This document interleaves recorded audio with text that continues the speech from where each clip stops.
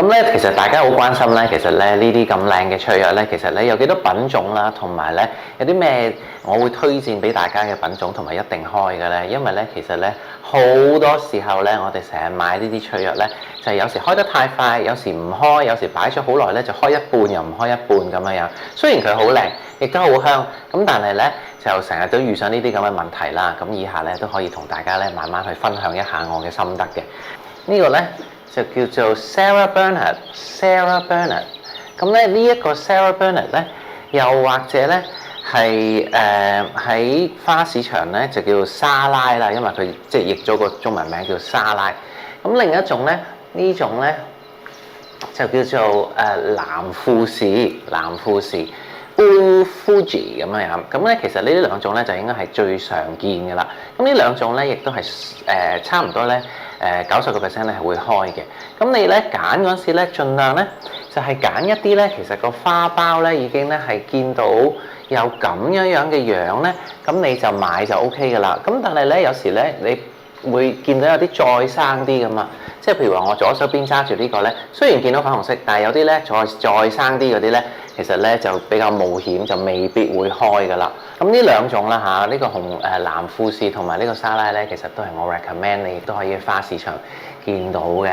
咁另外啦，譬如話如果我中意淡色啲嘅白色咧，我就會好 recommend 你咧買呢個叫做 Bowl of Cream 啊。咁 Bowl of Cream 咧就係我手上面揸住呢堆啦。咁呢啲咧就開起上嚟好靚啦。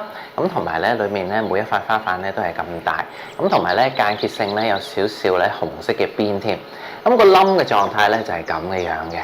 咁但係咧你就要自己睇啦嚇，亦都係同一個 idea 啦。盡量咧見到咧有啲瓣爆咗出嚟先好賣。我咧有時咧我係寧願買熟啲好過生啲咯，因為咧太冧，佢 cut 嗰個狀態喺個田嗰度 cut 嗰個花冧嗰陣時咧，實在太生啦。佢基本上咧係冇機會俾佢去發育成為一朵花。咁所以咧，你就算擺1個禮拜、擺2個禮拜，擺到佢謝為止咧，佢都係唔會開。所以千祈唔好買啲太生，見到顏色嘅你先至好買。咁至於你話保養佢係點樣樣咧，最緊要咧就係夠水，同埋一定要每日 cut 腳，同埋咧越 cut 越短咧，佢嘅存活率咧就越高啦。咁至於中意紅色嘅朋友咧，又或中意香檳色嘅朋友咧，其實我就會 recommend 咧呢兩種啦，因為呢兩種咧其實咧都係會變色嘅。咁咧呢一個咧就叫做Coral Sunset 咁樣，又或者咧叫做日落珊瑚啊。日落珊瑚咁佢咧係會慢慢變色嘅，但係咧佢嘅唔好處咧，佢咧就會開得好快嘅，大概咧一日咧就會由呢個咁樣就變咗咁樣噶啦。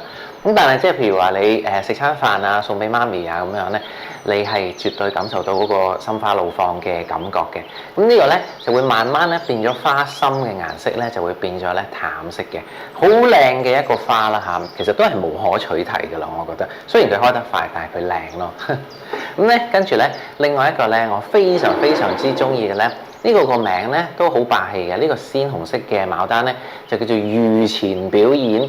御前表演呢個咧就叫 performance。咁開出嚟嗰陣時咧就係鮮紅色噶啦，咁跟住咧就會開到咁大啦。咁跟住咧就會慢慢變色啦。你到最撚尾咧就會變咗一對咧差唔多白色嘅情況啦。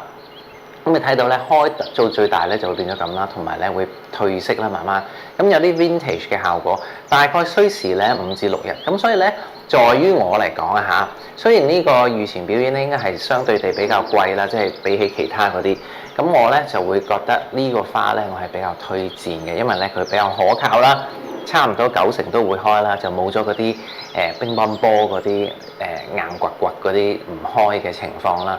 雀藥啊，其實究竟係產地邊度會最靚咧？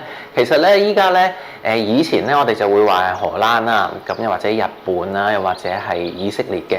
但係以色列咧通常咧就會喺下半年嘅比較多，或者年頭嘅比較多。咁去到5月嘅咧，絕大部分嘅咧依家咧其實都係國內嘅。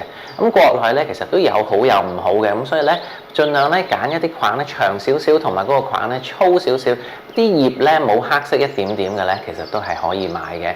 咁其實咧國內嘅花咧，有時都有一個優勢嘅，就係因為咧佢嗰個 travel 啊，即係話運送嘅時間咧比較短，通常咧由 cut 落嚟，去到你個花樽咧，大概2-3日到啦。咁其實都係一個好緊要嘅元素啦。因為如果你喺荷蘭由佢 cut 去到你個花樽裡面咧，差唔多成個禮拜。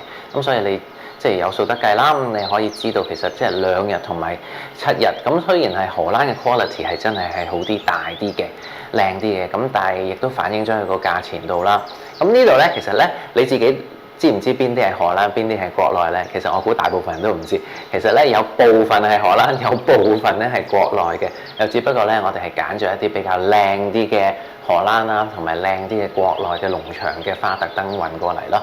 咁所以咧，大家記得啦，其實產地咧唔係最重要嘅因素，最因素咧其實就係你自己去目測，其實嗰支花新唔新鮮啦。希望幫到大家啦。